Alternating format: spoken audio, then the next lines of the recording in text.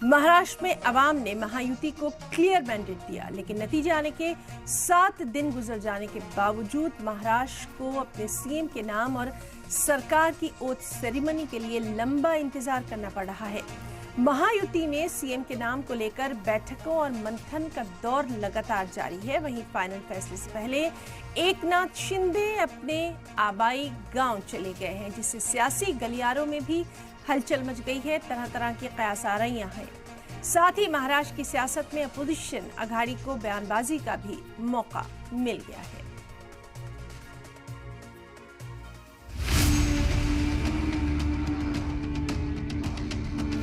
शिवाजी महाराज की जय भवानी, जय भवानी।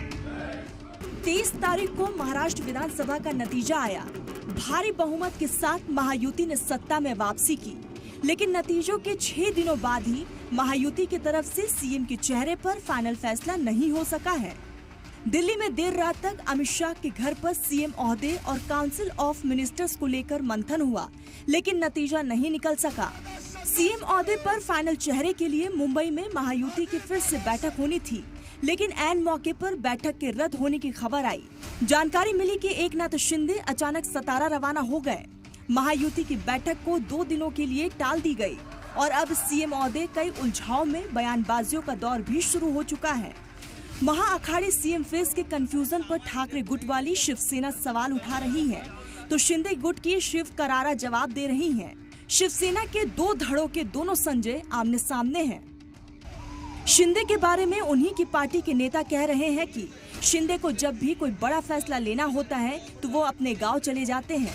ऐसे में महाराष्ट्र के सीएम ओहदे को लेकर जारी सस्पेंस के बीच शिंदे का गांव जाना सियासी गलियारों में चर्चा का मुद्दा बन गया है। कयास लगाए जा रहे हैं कि शिंदे वजारते दाखिला जैसे कई अहम वजारत की मांग कर सकते हैं, क्योंकि जब स्टेट में देवेंद्र फडणवीस डिप्टी सीएम थे तो उनके पास वजारते दाखिला भी था।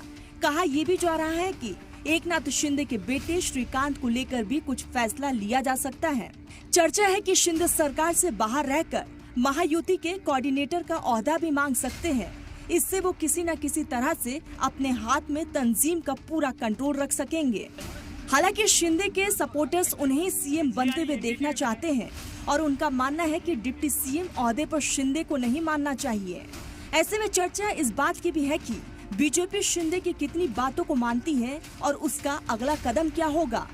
इसका डिसीजन अभी ऊपर के नेतागण लेने वाले हैं, तो अभी उसके बारे में हम क्या बताएंगे। हमने तो सब बातें उनके पर छोड़ी दी है, वो जो भी डिसाइड करेंगे। लेकिन मेरे जानकारी के तहत मंडे के दिन उनके कोई निरीक्षक आने वाले, जहां गठनेता का चुनाव होता है तो इसके मायने वो टेंटेटिवली वो सीएम पद का चेहरा बना जाता है। तो उसके बारे में मंडे को शायद उस गठनेता का जब चुनाव होगा तो वो ही कंटिन्यूली सीएम के रेस में होगा।